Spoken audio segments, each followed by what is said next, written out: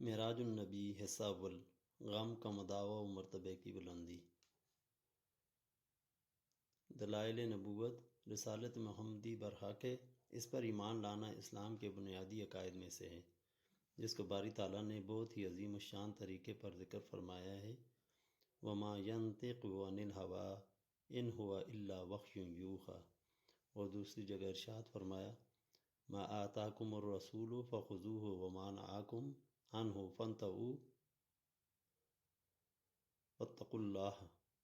چنانچہ سیرت کے بہت سے واقعات سید المرسلین محمد الرسول اللہ صلی اللہ علیہ وسلم کی رسالت کی دلیلیں بھی ہیں اور آپ کے معجزات میں سے بھی ہیں، جیسے معجزہ شق القمر، کنکریوں کا کلمہ پڑھنا وغیرہ۔ اسی طرح آپ صلی اللہ علیہ وسلم کی جسمانی معراج، یعنی رات کے چند لمحات کے اندر ساتوں آسمان کا سفر کر کے سدرۃ المنتہا کے پاس تشریف لے جانا، باری تعالیٰ سے ہم کلام ہونا، بار بار کی تخفیف کے بعد امت کے لیے 5 وقت کی نماز کا تحفہ لے کر چند لمحات میں مہانی کے گھر تشریف لانا۔ ارشاد باری ہے سبحان الذی اسریٰ بعبدہ لیلا من المسجد الحرام الی المسجد الاقصی الذی بارکنا حولہ لنریہ من آیاتنا انہ هو السمیع البصیر۔ ترجمہ پاک ہے وہ ذات جس نے اپنے خاص بندے یعنی محمد صلی اللہ علیہ وسلم کو رات کے قلیل حصہ میں مسجد حرام سے مسجد اقصی تک لے گیا، جس سے اصل مقصود یہ تھا کہ آپ صلی اللہ علیہ وسلم کو آسمانوں کی سیر کرائیں اور وہاں کی خاص نشانیاں آپ کو دکھلائیں، جن کا کچھ ذکر سورہ نجم میں فرمایا ہے کہ آپ سدرۃ المنتہا تک تشریف لے گئے اور وہاں جنت و جہنم اور دیگر عجائبات قدرت کا مشاہدہ فرمایا۔ تحقیق کہ اصل سننے والا اور اصل دیکھنے والا حق تعالیٰ ہے، وہی جس کو چاہتا ہے اپنی قدرت کے نشانات دکھلاتا ہے، اور پھر وہ بندہ اللہ کی تبصیر سے دیکھتا ہے اور اللہ کے اسماء سے سنتا ہے۔ تبلیغ و دعوت اور رنج و غم کے لمحات۔ نبوت ملنے کے بعد حکم ہوا یا ایھا الرسول بلغ ما انزل الیک من ربک وان لم تفعل فما بلغت رسالتہ۔ ترجمہ اے رسول صلی اللہ علیہ وسلم، آپ وہ پیغام لوگوں تک پہنچا دیجئے جو آپ کے پاس آپ کے رب کی طرف سے نازل کیا گیا، اور اگر آپ صلی اللہ علیہ وسلم نے ایسا نہیں کیا تو گویا کہ آپ نے اپنے رب کا پیغام لوگوں تک نہیں پہنچایا۔ چنانچہ بعثت کے بعد 3 سال تک آپ صلی اللہ علیہ وسلم خفیہ طریقہ پر دین اسلام کی تبلیغ کرتے رہے اور لوگ آہستہ آہستہ اسلام میں داخل ہوتے رہے۔ 3 سال کے بعد یہ حکم نازل ہوا فاصدع بما تؤمر واعرض عن المشرکین۔ ترجمہ جس بات کا آپ کو حکم دیا گیا ہے اس کا صاف صاف اعلان کر دیجئے اور مشرکین کی پرواہ نہ کیجیے۔ چنانچہ کوہ صفا پر چڑھ کر آپ نے احکام الہی کو لوگوں تک پہنچایا اور اعلانیہ دعوت کا کام شروع کر دیا۔ ادھر آپ صلی اللہ علیہ وسلم نے دعوت کا کام شروع کیا اور ادھر مکہ کے قریش و مشرکین کی ریشہ دوانیوں، منصوبہ بندیوں اور اظہار آسانیوں کا سلسلہ شروع ہو گیا۔ آپ صلی اللہ علیہ وآلہ وسلم تنہا مسجد حرام اور خانہ کعبہ میں نماز پڑھنے کے لیے جاتے تو طرح طرح کی کلفتوں اور مشقتوں کا سامنا کرنا پڑتا تھا۔ کبھی کوئی آپ صلی اللہ علیہ وسلم پر پتھر پھینکتا، کبھی آوازیں کستا اور تمسخر و مذاق اڑاتا۔ اسی طرح راستے میں کبھی آپ کے سر پر اوپر سے کوڑا کرکٹ ڈال دیا جاتا، کبھی اوجڑی پھینک دی جاتی اور آپ کے لیے تبلیغ کی راہ میں رکاوٹیں پیدا کی جاتی۔ یہ سارے حالات ذہنی کلفت و اذیت کا سبب بھی تھے اور جسمانی مشقت و پریشانی کا باعث بھی، وہ بھی قسم پرسی، افلاس اور کم مائگی کے عالم میں۔ لیکن پھر بھی آپ صلی اللہ علیہ وسلم کی تسلی اور دل کی مضبوطی و اطمینان کے لیے 2 سہارے موجود تھے۔ اول یہ کہ آپ صلی اللہ علیہ وسلم کی 8 سال کی عمر کے وقت آپ کے دادا عبد المطلب کا انتقال ہوا۔ آخری وقت میں انہوں نے آپ کے چچا ابو طالب کو آپ صلی اللہ علیہ وسلم کی تربیت اور پرورش کے لیے وصیت کی۔ پھر باپ سے بڑھ کر انہوں نے شفقت و ہمدردی اور تربیت کا حق ادا کیا، اور اسی طرح آپ صلی اللہ علیہ وسلم کی سب سے پہلی بیوی حضرت خدیجۃ الکبریٰ رضی اللہ تعالیٰ عنہ جو غار حرا سے واپسی اور نبوت ملنے کے بعد سب سے پہلے آپ پر ایمان لائیں اور زندگی بھر آپ صلی اللہ علیہ وآلہ وسلم کے لیے سہارا اور قلبی راحت و سکون کا سبب بنی رہیں، کہ ساری اذیتوں اور پرخاش ماحول کے بعد جب گھر تشریف لاتے تو آپ کے دل کو قرار اور چین و سکون نصیب ہو جاتا، لیکن مرتبے کی بلندی مصائب و ابتلا سے گھری ہوئی رہتی ہے۔ چنانچہ 10 نبی عام الحزن والملال کے نام مشہور ہوا کہ چند دن کے اندر دو سہارے آپ کی زندگی سے ختم ہو گئے۔ شاب ابی طالب سے نکلنے کے چند ہی روز بعد ماہ رمضان یا شوال 10 نبوی میں ابو طالب کا انتقال ہوا، پھر 3 یا 5 دن بعد حضرت خدیجہ رضی اللہ تعالیٰ عنہ کا بھی انتقال ہو گیا۔ سفر طائف سلسلہ مشقت کی ایک کڑی۔ ابو طالب کے بعد آپ کا کوئی حامی و مددگار نہ رہا اور حضرت خدیجہ رضی اللہ تعالیٰ عنہ کے رخصت ہو جانے سے کوئی تسلی دینے والا غمگسار نہ رہا، اس لیے آپ صلی اللہ علیہ وسلم نے قریش مکہ کی چیرہ دستیوں سے مجبور ہو کر اخیر شوال 10 نبی میں دعوت کے لیے طائف کا قصد کیا کہ شاید یہ لوگ اللہ کی ہدایت کو قبول کریں اور اس کے دین کے حامی و مددگار ہوں۔ زید بن حارثہ کو ہمراہ لے کر طائف تشریف لے گئے۔ پھر طائف میں کیا کچھ ہوا اور وہاں کے شریر بچوں نے آپ کے ساتھ کیسا سلوک کیا اور کس طرح زد و کوب کے ساتھ آپ کو خون میں لت پت کیا، اس کے لیے حضرت عائشہ رضی اللہ تعالیٰ عنہ کی روایت کافی ہے۔ حضرت عائشہ رضی اللہ تعالیٰ عنہ فرماتی ہیں کہ میں نے ایک بار عرض کیا، یا رسول اللہ صلی اللہ علیہ وسلم،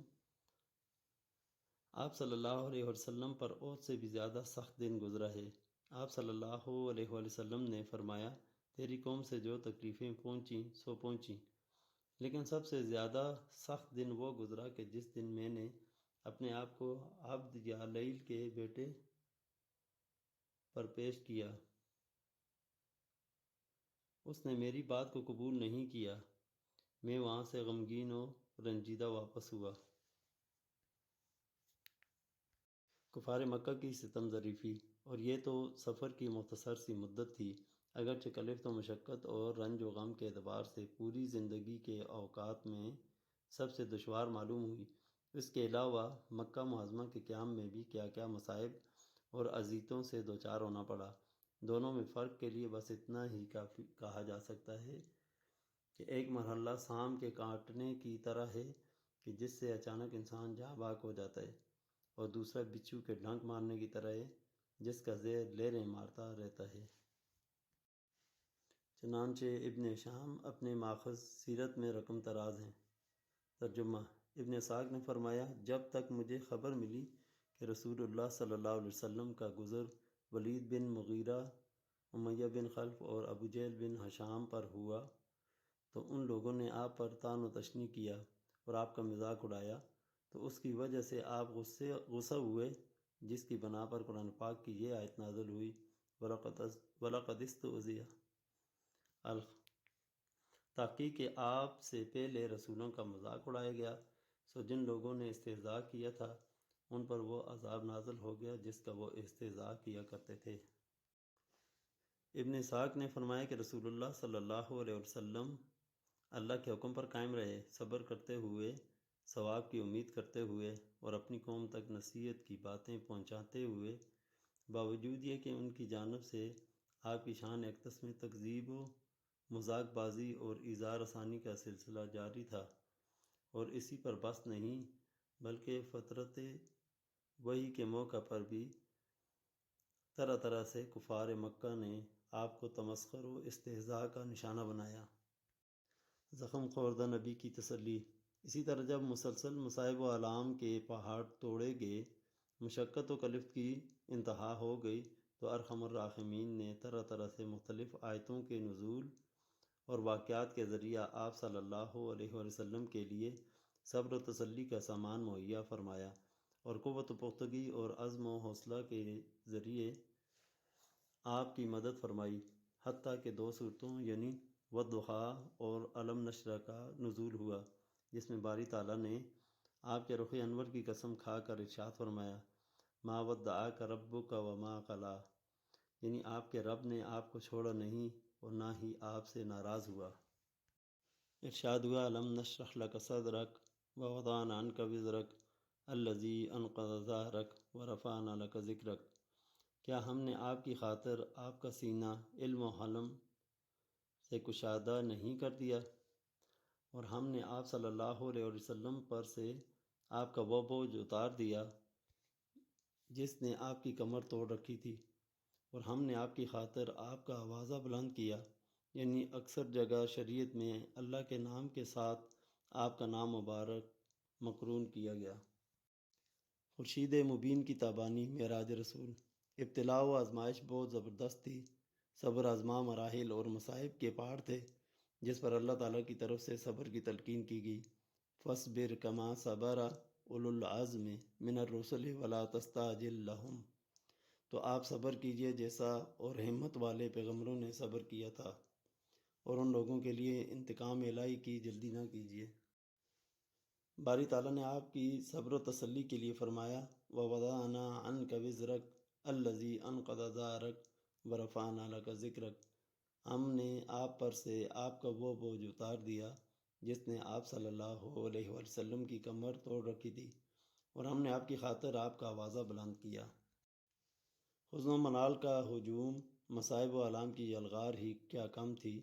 کہ مزید برآں اعزاء و اقرباء اور اہل خاندان کی مخالفت، کفار و مشرکین، اہل مکہ کا دعوت کی راہ میں حائل ہونا وغیرہ جو حوصلہ شکنی کے لیے کافی تھے، حتیٰ کہ آپ کی پریشان حالی پر باری تعالیٰ نے آپ کو مخاطب فرمایا فَلَعَلَّكَ بَاخِعٌ نَفْسَكَ عَلَىٰ آثَارِهِمْ إِن لَّمْ يُؤْمِنُوا بِهَٰذَا الْحَدِيثِ آسَفًا، شاید آپ ان کے پیچھے اگر یہ لوگ اس مضمون پر ایمان نہ لائے تو غم سے اپنی جان دے دیں گے۔ ظاہر ہے جو حبیب و محبوب ہو، آخری رسول ہو، بعد از خدا بزرگ توئی، قصہ مختصر کا مصداق ہو، تاریکیوں میں چراغ روشن کرنے کا عزم رکھتا ہو، دشوار گزار مراحل اور خاردار وادیوں کو پار کرتا ہو، حوصلہ شکن حالات کا پامردی سے مقابلہ کرتا ہو، تو اس کو تمغہ بھی اتنا ہی بڑا ملنا چاہیے، اور اس کے بلندی مرتبہ پر دلیل بھی اتنی بڑی قائم ہونی چاہیے کہ جس کے اوپر اور دلیل نہ ہو، اور جس سے زیادہ عظیم الشان کوئی واقعہ اس کرۂ ارض پر نہ پیش آیا ہو اور نہ آ سکتا ہو، اور وہ اسراء و معراج کا عظیم الشان واقعہ۔ اسراء و معراج کے بارے میں بہت سے موضوعات زیر بحث آتے ہیں۔ اختلاف اقوال کی روشنی میں اس واقعے کی تاریخ کا تعین۔ نمبر 2، یہ واقعہ روحانی ہے یا جسمانی یا منامی؟ نمبر 3، مکہ معظمہ سے بیت المقدس کا سفر اور امامت انبیاء۔ نمبر 4، ثم دنا فتدلی کی واقعاتی توضیح۔ نمبر 5، مولا سے ہم کلامی اور حاصل ہونے والے تحفے کی تفصیل۔ نمبر 6، جنت اور جہنم کی سیر اور چند مشاہدات۔ لیکن یہ سب کچھ اس عظیم الشان واقعاتی تجزیے سے تعلق رکھنے والے موضوعات ہیں، لہذا اس کو دوسرے موقع کے لیے محفوظ رکھتے ہوئے اس سے ماخوذ چند عجائب سفر اور لطائف و معارف کا ذکر ضروری معلوم ہوتا ہے۔ تاہم قرآن پاک کے اجمالی اور احادیث رسول صلی اللہ علیہ وسلم کی تفصیل سے یہ بات واضح ہو جاتی ہے کہ جبرائیل امین علیہ السلام براق کے ساتھ تشریف لائے اور سرور کائنات جناب محمد الرسول اللہ صلی اللہ علیہ وسلم کو ام المؤمنین حضرت ام ہانی کے مکان سے مسجد حرام، پھر وہاں سے مسجد اقصیٰ اور انبیاء کی امامت کرنے کے بعد آسمان کی سیر کراتے ہوئے اور انبیاء سابقین سے ملاقات کراتے ہوئے ساتوں آسمان کے اوپر لے گئے۔ پھر وہ مقام آیا کہ جس کے آگے بڑھنے سے جبرائیل امین کے قدم عاجز و قاصر رہے، جیسا کہ شیخ سعدی کے اس شعر سے ظاہر ہے اگر یکسر منہ برتر پرم، فروغ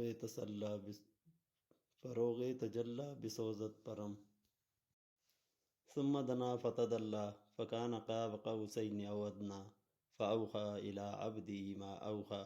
ما کذب الفؤاد ما رأی افتمارونہ علی ما یری وَلَقَدْ رَآهُ نَزْلَةً أُخْرَى عِنْدَ سِدْرَةِ الْمُنْتَهَى عِنْدَهَا جَنَّةُ الْمَأْوَى إِذْ يَغْشَى السِّدْرَةَ مَا يَغْشَى مَا زَاغَ الْبَصَرُ وَمَا طَغَى لَقَدْ رَآ مِنْ آيَاتِ رَبِّهِ الْكُبْرَى۔ پھر نزدیک ہوا، پھر اور بھی قریب ہوا، پھر فاصلہ 2 کمان کے برابر تھا یا اس سے بھی کم۔ پھر اس نے اللہ کے بندے کے دل میں القاء کیا جو کچھ القاء کیا دل نے، جھوٹ نہیں کہا تھا جو دیکھا تھا۔ پھر جو کچھ اس نے دیکھا تم اس میں جھگڑتے ہو، اور اس نے اس کو ایک بار اور بھی دیکھا ہے سدرۃ المنتہا کے پاس، جس کے پاس جنت الماوا ہے، جبکہ اس سدرت پر چھا رہا تھا جو چھا رہا تھا، یعنی نور، نہ تو نظر بے کی نہ حد سے بڑی، بے شک اس نے اپنے رب کی بڑی بڑی نشانیاں دیکھیں۔ اسلامی فلاسفر اور ادیب مفسر قرآن مولانا عبدالماجد دریابادی لکھتے ہیں، ہندوستان کے چھوٹے چھوٹے قریوں اور موضعوں، عرب کے ریگستان اور چٹیل میدان، افریقہ کے صحرا اور بیابان سے لے کر لندن اور پیرس اور برلن کے تمدن زاروں تک، ہر روز اور ہر روز میں بھی 5 بار کس کے نام کی پکار اللہ کے نام کے ساتھ ساتھ بلند رہتی ہے۔ اپنی ذاتی عقیدت مندی کو الگ رکھیے، محض واقعات پر نظر رکھ کر فرمائیے کہ یہ مرتبہ، یہ اکرام دنیا کی تاریخ معلوم سے لے کر آج تک کسی ہادی، کسی رابر، کسی مخلوق کو حاصل ہوا ہے؟ جس بے کس اور بے بس سے عین اس وقت جبکہ اسے زور اور قوت والے سرداران قریش اپنے خیال میں کچل کر رکھ چکے تھے اور اس کا نام و نشان تک مٹا چکے تھے، یہ وعدہ ہوا تھا، وَرَفَعْنَا لَكَ ذِكْرَكَ، ہم نے تیرے لیے تیرا ذکر بلند کر رکھا ہے۔